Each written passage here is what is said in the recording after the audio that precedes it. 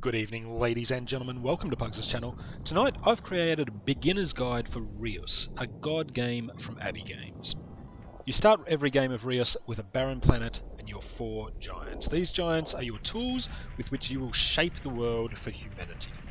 The first thing you'll order them to do is to transform some of your barren world into land upon which humanity can build its first village.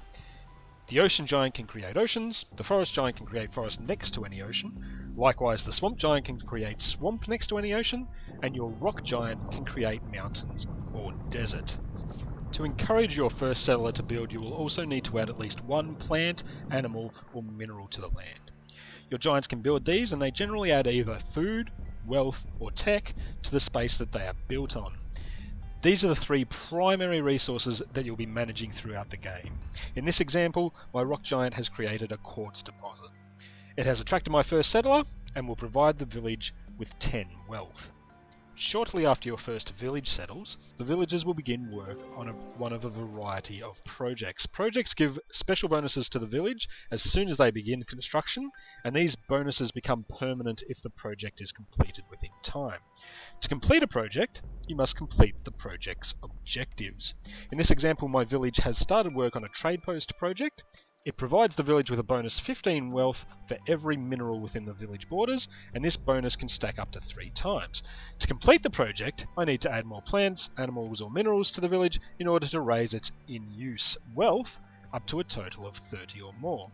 While I could simply add more quartz deposits to my village, another option is to use symbiosis bonuses to increase the village's wealth. Symbiosis adds bonus resources depending on what other plants, animals, or minerals are nearby. In the case of this quartz deposit, it will gain a bonus 8 wealth if it is next to another quartz deposit, or 8 tech if it is next to a stone deposit. This symbiosis will only activate when the village has 5 wealth or more in use. Once the objectives for the project are completed, the project will become a permanent part of the village, even if in future you no longer meet the project's original objectives. When you complete a project, the village will also produce an ambassador, and ambassadors can be picked up by your giants to unlock various abilities. Different types and mixes of ambassadors will unlock different or more powerful abilities for your rock giants. In this example, my rock giant has picked up the desert ambassador, which has unlocked the noble aspect ability. This aspect can be used on minerals to add wealth. Aspects can also be used to upgrade plants, animals, or minerals. Here, adding my newly obtained noble aspect to the quartz deposit allows me to upgrade it to a topaz deposit. Unfortunately, upgrading my quartz to topaz has reduced the amount of wealth being produced. That's because the symbiosis for topaz is different to that of quartz. Topaz has a symbiosis with plants. So I'll move my forest giant over to add a food-producing plant next to my topaz. Topaz's symbioses will also only activate with 10 food in use or more, so currently my village will only reach 7 food.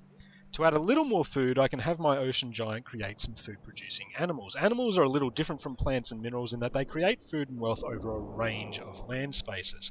This means that even though the animal is outside the borders of my village, it will spread its food production to land spaces inside my village borders, which in this case is enough to raise my maximum food over 10.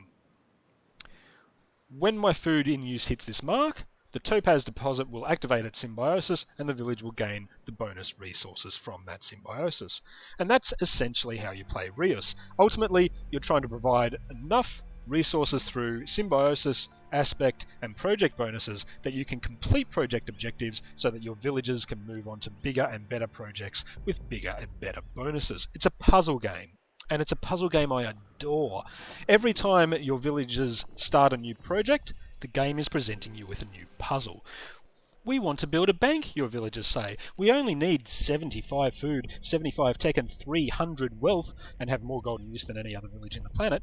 And you'll say, I'm sorry, you need how much wealth? Half convinced that the developers made a typo. Don't worry, they say. These bankers will give us lots of bonus food and wealth if we have lychee, topaz, or chili peppers within our borders. Meanwhile, the villagers next door have decided they also want a bank, but their bank is going to specialise in gold, musk deer, and coyotes. This, combined with the fact that both villages already have different terrain and are gaining different bonuses from their completed projects, means that despite the fact that the objectives for completing the banks are the same, you're faced with two very different puzzles. You might produce gold mines for one village, but chili pepper farms for the other. The next game you play, your villagers might want to build another bank, but in the next game, you've specialised your giants differently and you don't even have access to the noble aspect needed to create those gold deposits. And that's the essence of Reus's gameplay. The game is constantly providing you with different puzzles to solve, but even the tools you have available to solve the puzzle keep changing from game to game, forcing you to constantly come up with new, innovative solutions. The game keeps track of how well you're doing with a global prosperity score up in the top left corner of the score. This is the total of how much in use, food, wealth, and tech all of your villagers have. Many of the game's achievements are linked to this global prosperity score. And on that issue, achievements in Reus are a little more important than in most games. Remember how I upgraded my quartz deposit to topaz before? Well, I glossed over it at the time, but the truth is you can't actually do that from the start of the game. In fact, the very first time you play Reus, you'll only be able to create the most basic plants, animals, and minerals. By my count, there are 112 different plants, animals, and minerals in the game, but most of them are locked behind the game's achievements, and most of those are for project completion. For example, the first game you play, you might successfully build a granary project. A nice little achievement will pop up on your screen, but more importantly, you've permanently unlocked a new plant, animal, or mineral that you couldn't use before. This metagame means that your first games of Reus will have you concentrating on completing as many projects and other achievements as possible so that you can unlock more and more options for your future games. Through all this, however, there is one constant thorn in your side: humans. Oh yeah, they're all well and good when they're busy building projects and minding their own business. However, grow their village too fast, and they'll start thinking they are literally God's gift to the earth. Before you know it, they'll be drawing up battle plans for destroying their heathen neighbours and thinking that your friendly giants are actually their slaves to be whipped into line. This scenario is managed through the game's greed mechanic. Basically, if one of your villagers have one or more of their three primary resources with an in-use value greater than 20, less than their maximum value, then it will be growing fast enough to produce greed. If a village gets up to 3 greed, they will begin considering going to war with their neighbours, which can result in your carefully nurtured villages being destroyed along with all of their projects. There are 4 ways of managing greed. The first is ore. Ore is a secondary resource created by some plants, animals, and minerals, and some projects. And basically, it increases the gap between your in-use food, wealth, tech, and their maximums. It increases how big that gap can be before they start generating greed. So a village's ore value is added to the normal 20, so a village with 10 ore would need a difference of 30 between their in-use and their maximums before they start generating greed. The second is danger. Danger is another secondary resource. It's only produced by animals, and each village has 3 different danger levels. The first level is a low danger level, where the village will behave as normal, and greed will increase as normal. The second is a medium danger level, and this is where you want your villagers. While at the medium danger level, your villagers will never increase their greed, regardless of how fast they are growing. The third level is a high danger level. If you get into this level, your villagers will take action to defend themselves and send their army to destroy one or more of the danger-producing animals in their borders. Danger can be difficult to manage because as a village grows, the amount of danger needed to fit into the various different levels increases. So while a danger level of 15 might be perfect at one point in your game, the village will grow to the point where 15 danger falls into the low danger level and your villagers will start getting greedy again. Ore and danger are great ways of managing greed, especially in conjunction with the third way, which is to manage how quickly your villagers grow.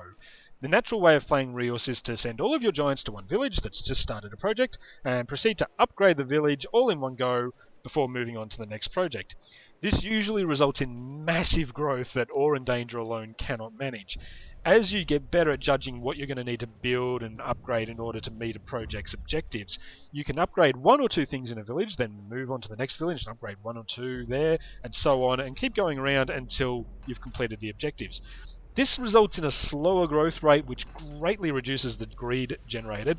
However, it does take longer, and time is a resource in the game, just like anything else. The fourth and final way of dealing with greed is to simply let it happen and instead deal with the consequences. You can use your swamp and rock giants to destroy armies that the villagers will send out, and sometimes if a village is going to send an army that you know the defending village will easily kill, you can just ignore it completely. If a village gets so greedy that it begins to attack your giants, you can also use your giants to destroy the angry mobs.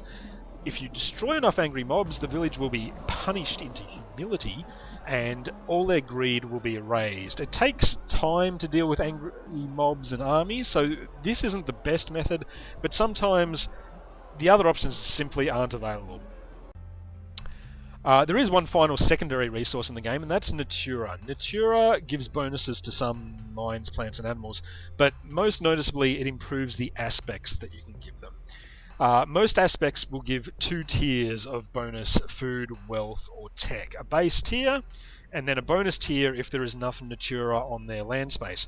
Natura is especially important later in the game, where the bonuses from upgraded aspects can provide a great deal of flexibility to a village's resource production. Note, however, that higher level aspects also need higher levels of Natura to gain bonuses. Alright, finally I'll end with 2 tips. At first glance, animals that are placed next to a village don't appear to generate resources for the tiles taken up by the village, but they actually do. The value is simply added onto the village totals. And second tip, while Reus is a very good game, there is one thing that I wish wasn't in the game, and that is village projects that require you to destroy a neighbouring village. When one of these pops up, I've found the best thing to do is to simply destroy it. Even if it's an upgrade of an existing project, you can't destroy the project beneath. You'll only destroy the upgrade part of it. Failing a project will result in a spike in greed for that village, but is still better than having to destroy a whole village.